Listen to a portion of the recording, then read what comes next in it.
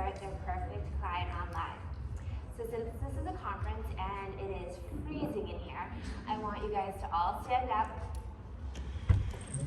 We're gonna have a little bit of fun right now. We're gonna shake it out. Here, everyone, who's cold? Like, I'm so cold. So let's just warm it up a little bit. Shake it out, stretch. I know you guys have been sitting for 2 days.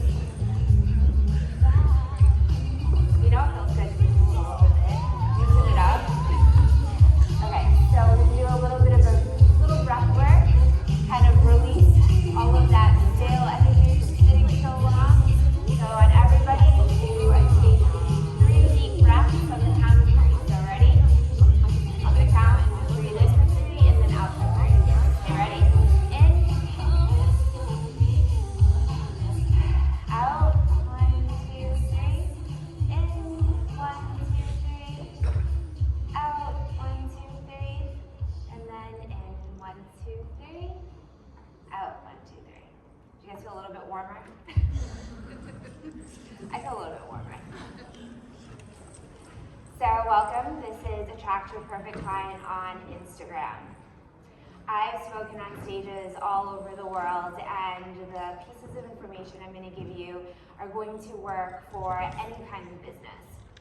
And since this is an Instagram marketing workshop, I would love for you all to connect with me on Instagram. You guys are welcome to take out your phones and take pictures and tag me and connect. And I'd love to hear from you guys. If you guys have questions after the thought, you can definitely DM me. I've worked with lots of different brands. I focus on beauty, wellness, and business coaches. But I've worked with National Petroleum to the Board of Tourism for Barbados, so a wide variety of different brands. How many of you in here are responsible for the social media marketing in the company that you work with? Okay, so most of you. How many of you are entrepreneurs and own your own business? Okay, a couple of you. So these principles can work from a startup to a large corporation. And at iMedia Exposure, we first start off with the marketing plan. So I'm sure that many of you that work in companies, they're like, oh yeah, like social media is kind of an afterthought. It should be incorporated into like your plan. We also work with branding, so your Instagram should look like your brand and have people understand the vibe and the story and the style. You want to make sure that you are constantly creating content and really representing your services, and then getting more brand awareness. I'm going to use the word brand a lot, and I really like what Seth Godin says a brand is. He says a brand is a set of expectations, memories, stories, and relationships that taken together account for a consumer's decision to choose one product or service over another. So I want you to think about some of the brands that you frequently shop with. So some popular brands, I see a bunch of MacBooks out there and iPhones. So we all have a certain set of expectations that we have from Apple. We know that every single phone is basically the same, but we know what to expect. We know how to use it. We know what the customer experience is, whether we go into a store, whether we call into customer service. We know what that computer is going to be. We know what that packaging is going to look like. At this point, we know exactly what the ads are going to look like too. Nike, all about that aspirational, inspirational, obviously an athletic brand, but they really focus on that message and really getting people to take action. So if you're out there taking action and going after, those sports and those dreams, you're probably going to need new sneakers every 3 months. So tons of people are doing Instagram marketing and social media marketing. Why do you guys think that some people are just really not hitting the mark and failing? And you guys can shout out answers. They're trying to message to the wrong audience. They're bad at content, so it just looks like a hot mess. I'll show you some examples of a hot mess in a second. Anybody else? Consistency, so they fall off for 2 weeks and then they're like, oh, here you guys, and nobody sees that post anymore because everyone's over it.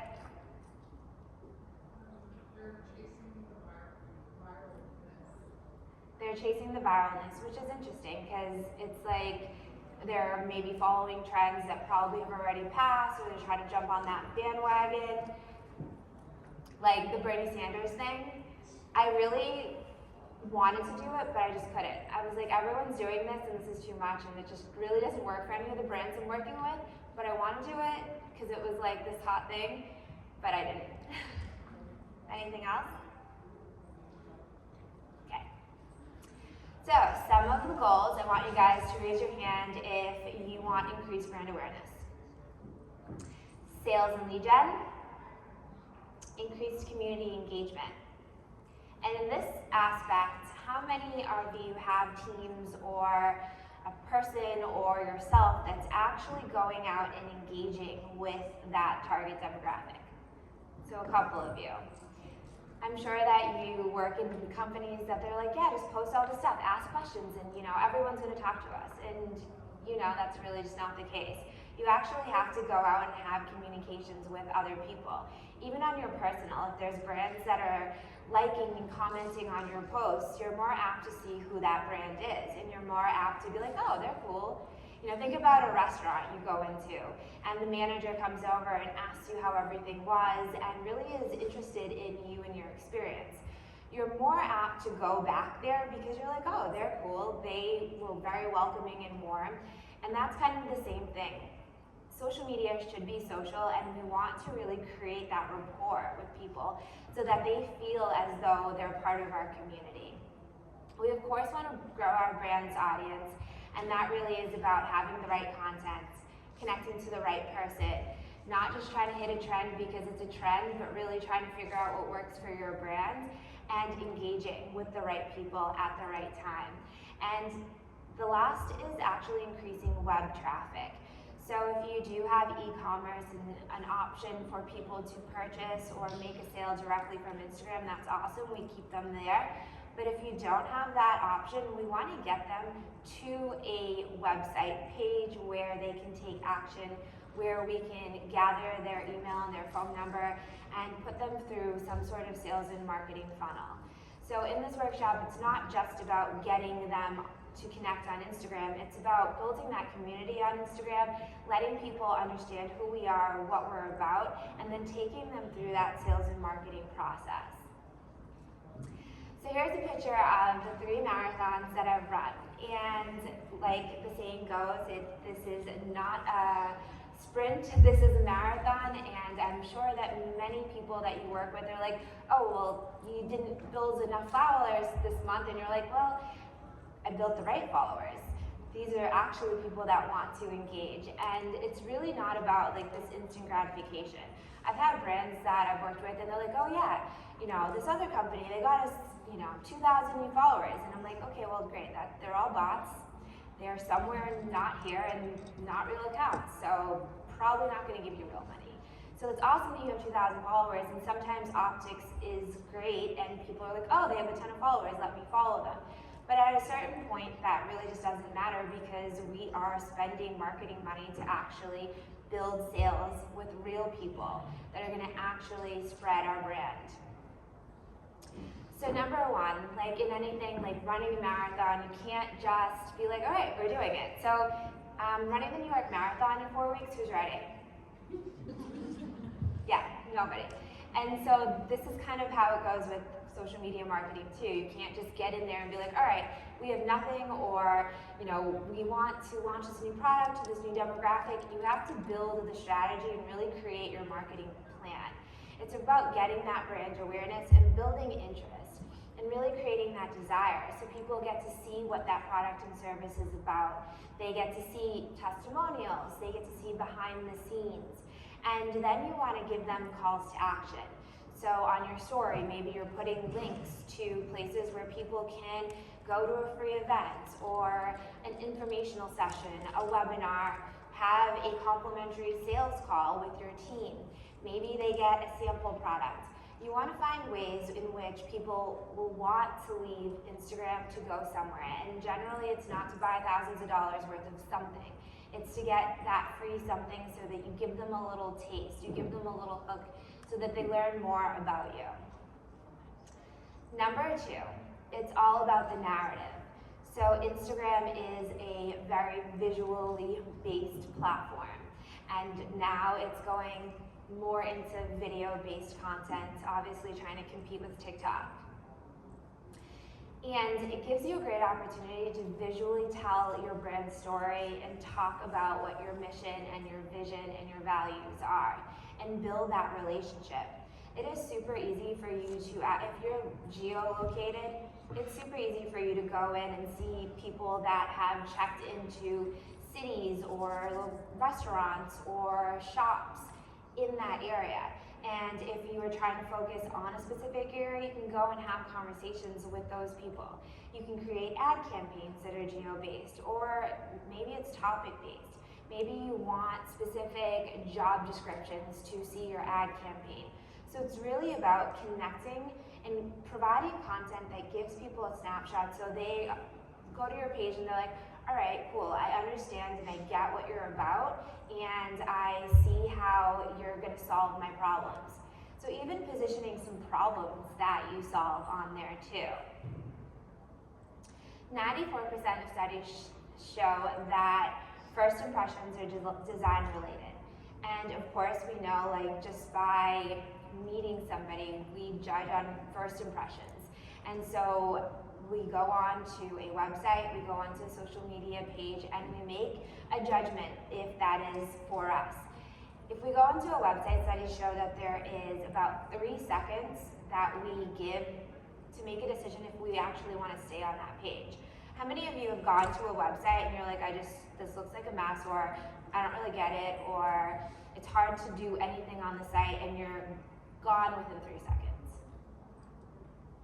Exactly. And so that's kind of the same thing with social media, whether it be us scrolling through a feed. If something's moving, it kind of slows us down a little bit because it's moving, and so video generally tends to have us be like, oh, this thing's moving, let my eyes focus to it for a second longer. If it's something that is beautiful or relates, or there's a quote that really, captures your attention, you'll stop for longer. And so on Instagram, it's for us to get people to actually understand our brand, but actually take a second longer than they would to really absorb that information. I first like everyone to start with brand boards. So how many of you work off of a brand board? So a couple. So brand boards are really great because it sets the tone, the vibe, and the color scheme.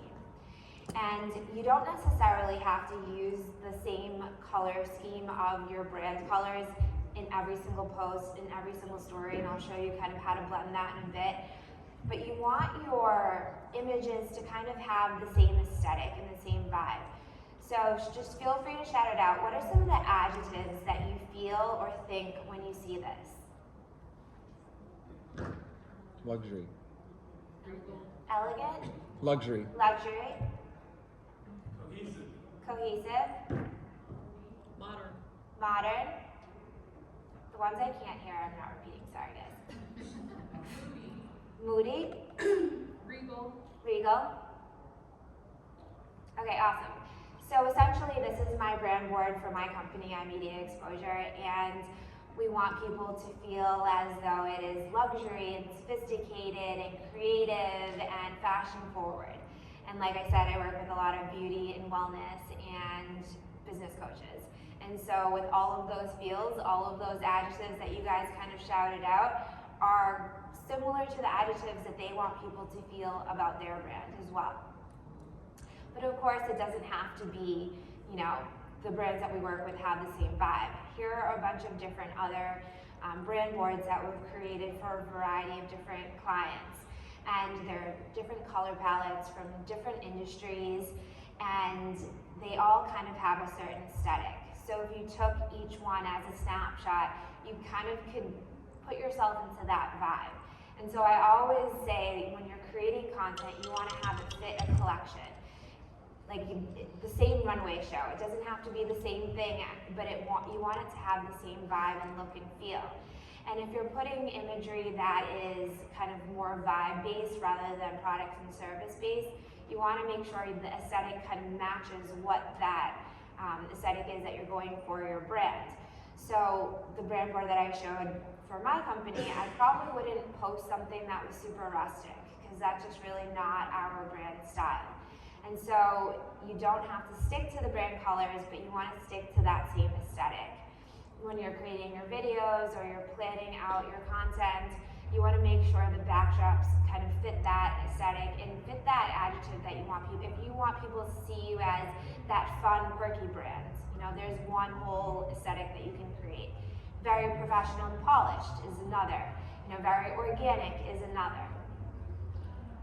So here is one of our clients when we first got started with them before we did anything, and this is what not to do. So as you see, there are a ton of images with all of these words. Half of the words were Facebook posts that they just put on Instagram, so the words are cut out when you go into that grid look on the feed.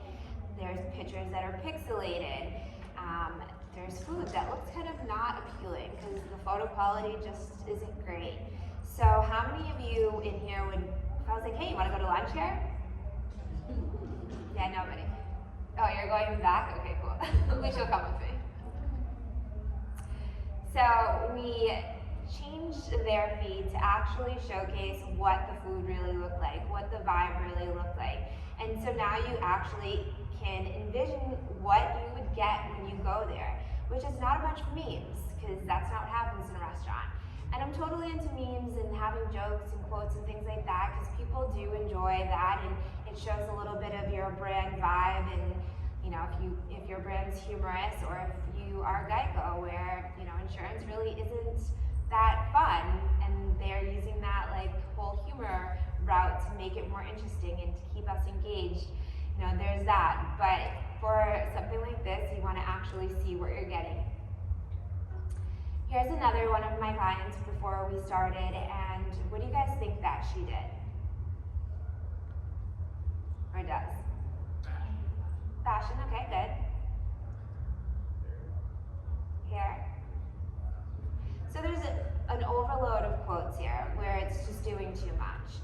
So we changed her feed to showcase more fashion. So she is a stylist in LA, and she creates color palettes to match with your skin tone and your vibe and your energy, and finds pieces to work with you. But she also does these color palettes if you wanted to paint your home or buy a new car or a handbag. So colors that really accentuate, your essence. So she's like really kind of into that realm of things. So we really wanted to focus on color. And if you see at the bottom of the green, we kind of added some peach, and we moved into peach with that color story. And then we moved into pinks, and then to reds, and into maroons. And so we blended the colors, so it wasn't just, in her logo there's a bunch of different colors because she's a color theorist. So there is a lot of different colors in that. However, we blended in the colors, but we really wanted to showcase what you could do with colors. So we took all of the trending colors of the season and showcased that. Some of you might be like, okay, well, we're doing a new product launch and we may not have a ton of content. So one of the things that you can do is kind of take an image and cut it up. So if you see the full bar image, we cut that into 9 blocks. And I like to do 9 block stories. So if you wanted to just focus on one product or service and do a whole 9 block, you could totally do that, and then move into like a totally different color palette and really just focus on like all of the different things that you're providing, or blend it all together. So in this 9 block, it was a brand new restaurant. If you see the bar in the picture is very sparse, so we kind of staged that, and the windows had the paper on it, and we made it into this whole game. Like, we're unraveling the restaurant. When we posted that concrete floor, it was very interesting, and we got some comments. They're like, yeah, this is a concrete floor. What is this? And yeah, it was a concrete floor, and not the most beautiful post to post, but it was interesting, and people commented, and it was good for engagement. You can also add imagery that is vibe-based too. So it doesn't always have to be a catalog of your products and services. So if you see on the top right-hand corner, there's like a little woman sitting in a doorway. And in this restaurant, we really focused on, incorporating the chef's recipes from his aunts and his grandmother and his mom from Latin America. And so we showcased that and added some of like the personal story. people love to connect on that like personal story level, and they like to know behind the scenes things. I don't know if you've seen like the making of. We all get mesmerized by watching the behind the scenes and how people interact and how things are made. Because generally as a consumer, we only see that outside, out-facing thing. But I don't know about you guys, but when I was little watching Sesame Street with like how to make things, I was mesmerized by that. Or even on Instagram now when they show the how-tos and behind the scenes, it's interesting because we don't always get to see that snapshot if it's not our industry or field. So here's another one of our clients, and it doesn't really look very terrible, but this is a luxury CBD brand. She sells luxury spas, and she has this French underlining to the labels. And so we created a mood board specifically for the season, and we really wanted to accentuate like this passion, and it's massage oils and scrubs and things like that for luxury spas. And we wanted, when we were reaching out to luxury spas, we would send them these press kits with product and invitations to special events. We really wanted them to feel like this was a luxury brand. And so if you see here, it kind of just looks whatever. But then you see here, it has more of that upscale. You see that woman that we're featuring. You see, there's Baccarat Crystal in here. You see Paris, and this was for the holidays, so we're kind of pushing on that giftable kind of thing. There's Louboutin, so it does up-level the brand, but just the type of imagery that we're creating and the essence. So when the spas were getting these press packages, they may not have heard of the brand, but obviously people are going to do research. How many of you guys go on social media to do research on brands? I think most of us do that nowadays. We go on the website, we might read some Google reviews, but then we want to actually see kind of, how many people are commenting. Is this brand legit? Like, what is their actual vibe? Because a website just shows the perfect picture of what this is, and we kind of want to see and feel a little bit more. Number 3 is that you want to connect with your people. So making sure that you're actually connecting with the right people. And many of you in here might have different product and service lines that are hitting different demographics. How many of you have multiple demographics that you talk to? Yeah, so a lot of us, we have different products and services. So, I have a digital course that is for people that want to do it for themselves, or people that are starting off and really want to get some guidance. And then I have a range to the done for you, the clients that are like, okay, we just need an agency to take it over. And so there's different things that we're going to be sharing with those 2 demographics, but we really want to be able to take that storyline and really create kind of that customer DNA and take them through this process through our sales and marketing funnel, and using social media and Instagram as that catalyst to get that brand awareness and bring them through that funnel. So it's really about figuring out where they hang out, how we connect with them, how do they respond, do they want to be DM'd, do they want to come to your private events, do they want to set up calls with your sales team. You really want to map that out, and the different demographics may be different for the different products and services that you offer. So when you're thinking about your Instagram plan, you want to map that funnel and then put together how you're going to build the brand awareness and connect to those people to put them through that process. So number 4 is quality, consistent content. And I generally tell people post every day, but you don't have to post every day. You want to have quality content. So if you're posting, 4 to 5 times a week, that's completely fine too. But I would suggest at least posting on a story to just make sure that you're kind of staying in people's algorithms.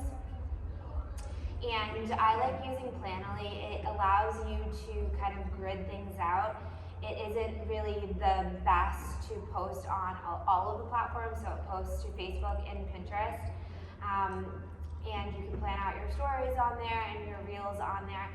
There's definitely other posting platforms that you can post on LinkedIn and Google Business, which I definitely suggest posting on Google Business when you are posting as well. But I like this because you can move things around like a Tetris board, and with Instagram, things that kind of tell the brand story when you go on the feed and look really well gridded out. Just shows that you took time to care about that, you look professional, and you want people to just open up that feed if they see a post and they want to learn more and they click on your page to see the feed. You want them to like look at that and be like, okay, I understand what this is about. This person gets me. How many times have you guys seen something on social media where you might not even known you have this problem, or you don't even need this service or product, but you open up their feed and you're like, oh, they really get me. And you just follow because you're like, okay, cool, maybe I'll, and then their ads keep coming up and then you end up buying something you didn't need, but that's besides the point. Also within your content calendar, it doesn't have to be on Planoly, but you want to make sure that you plan out your content calendar. And you want, if you're talking about one product or service, you want to kind of follow up with that conversation. It doesn't have to be every single day you're talking about the same thing, but you want to give data points. So maybe you're presenting a product or service, and then the next day you're sharing a testimonial, and then the next day you're showing a behind the scenes. Or maybe you're at an event at a conference.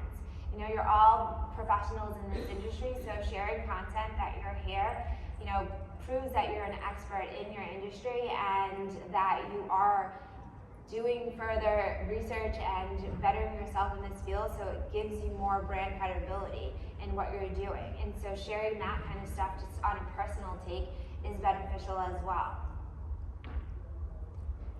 So here is kind of how we changed 9 block color fields, color story. So on the top, you see that there is some peach and seafoam, and then we move it into pinks and teals, like it just blends down into that color. So you can do 9 blocks and blend the colors in. So if you wanted to do seasonal things, you can kind of move in. I also, in different seasons, I'm from Boston, so you know we have very stark differences in the coloring of the sky, which unlike beautiful sunny Florida, you guys always have sunshine. But you know, changing those color feeds to kind of represent the different seasons and setting different tones. But then with all of the season changing, whether it's the kids going back to school, you know, there's different things that people are going to be needing. And even if you are working with business professionals, many of them have kids and many of them have a whole set of things that they may need support with. So maybe you're providing organizational tools, maybe you're a service-based marketing company and you know that you're focusing on this specific demographic, but they may need a little bit extra support because now they have to, you know, shuttle kids back and forth to school or make sure kids get homework done, and now they have a lot on their plate. So you want to think about what's going on in people's lives as well and providing them with resources that can support them within those changes of the season as well. So Reels definitely do way better. I'm sure many of you guys noticed that Reels get way more views and likes. Obviously, Instagram is trying to compete with TikTok, so that's a whole thing of why that algorithm hits those. And they're trying to encourage people to actually create more video content. So when you're doing that, you want to make sure you have clear messaging and telling your story, showcasing your brand services, creating that vibe. Using trending music is super important because, and then it's fairly limited on business accounts, which makes it a bit tricky. So if you are converting your Reels into TikToks as well, TikTok gives you, on business accounts, gives you way more music choices. So on Instagram, it's awesome if you can find trending songs, but a little bit more difficult for those business accounts. And so here's some videos. So that first restaurant that I showed you with that 9 block, they do a drag show brunch. So we created a ton of reels showing that whole vibe and focusing on, you know, people are having fun, we're showing the food and the drinks there. And then this is actually stock video that we used, and we threw up some tips. So this was a blog post created by our client, and we just used this stock imagery and put some tips on there, and that reel, you know, did very well even though it was a stock post. There's all these quirky holidays as well. So in my screen it said International Picnic Day, so this is for Halen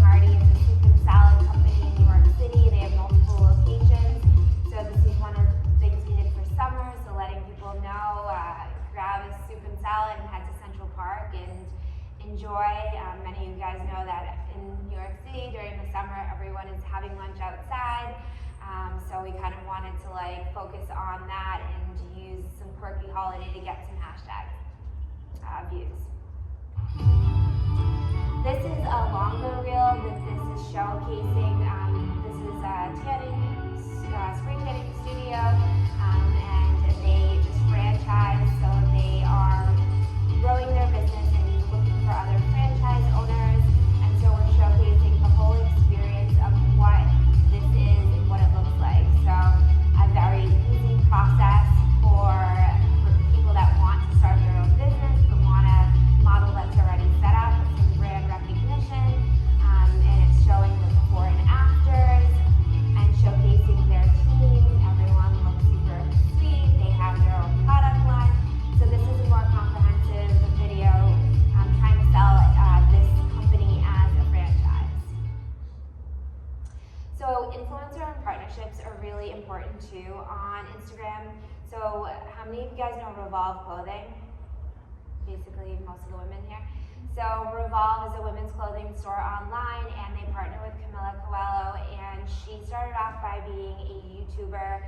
She's Brazilian, so she talked about beauty and fashion, and she became really popular online, and then Revolve created a clothing line under her name.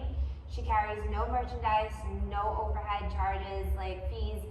Basically, Revolve manages her whole line, and she promotes on her Instagram page, and Revolve pays for ads on her Instagram page. So one thing you guys can do is work with influencers and have the company actually pay for an ad through that page, because user-generated content does well, and when you're working with influencers and you're, as a company, sponsoring their post and using your ad spend on their account, it generally gives more brand credibility because it's a third party kind of representing your brand. She even segued into creating her own tanning supply line, and so she'll cross promote with her clothing line as well as her personal line. And she uses a lot of user-generated content. So she just had a baby, but this was her in the middle, and then the two on the other side was actually user-generated content. She has a hashtag on there encouraging people to use that content.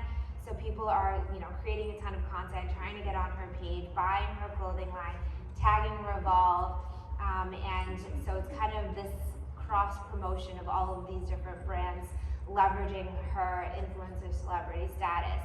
But she's very specific. So when you are working with influencers, you don't have to work with the biggest celebrity, but you want to find people that are really specific to your target demographic and your niche. And it's almost even better to do that, because if you think about some of the larger celebrities, they're promoting so many things and they have their own stuff going on. So when you really focus on these niche influencers that have a very strong following, but in your specific area, you generally will get more feedback and more connections and more sales from that. So number 5 is that you want to have your sales and marketing funnel targeting these people, creating those flows. So using the social media ads and posts and engagement as that brand awareness piece.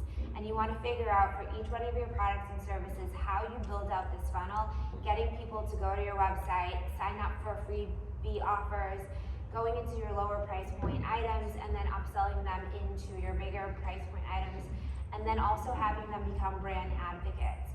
So getting testimonials, getting reviews, and working with partnerships and affiliate commissions so that you have these people that are your loyal customers being brand advocates. So if you want this Instagram guide, there is a PDF that wraps up this whole presentation.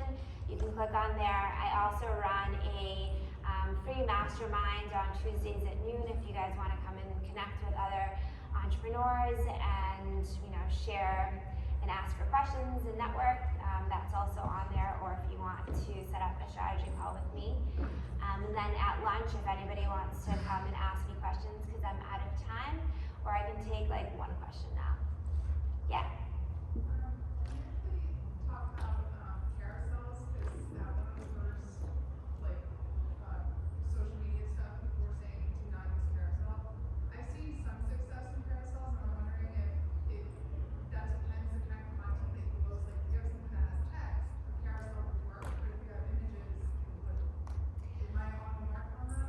so I mean, I think everything is preference. Like literally on social media, there isn't anything that's actually set in stone.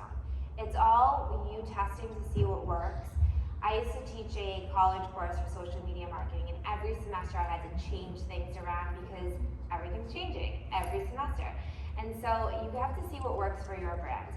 If you created a carousel post and you had a really amazing like press party and it was like all of this cool stuff, I would probably like scroll and see.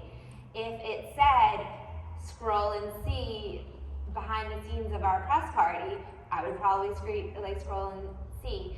If you were giving me tips and it was like number 1 and then scroll and it was like, I would probably read that. And if you put save on there and it was some great information that was going to be beneficial to me, I'd probably save that and keep that on in my saved folder.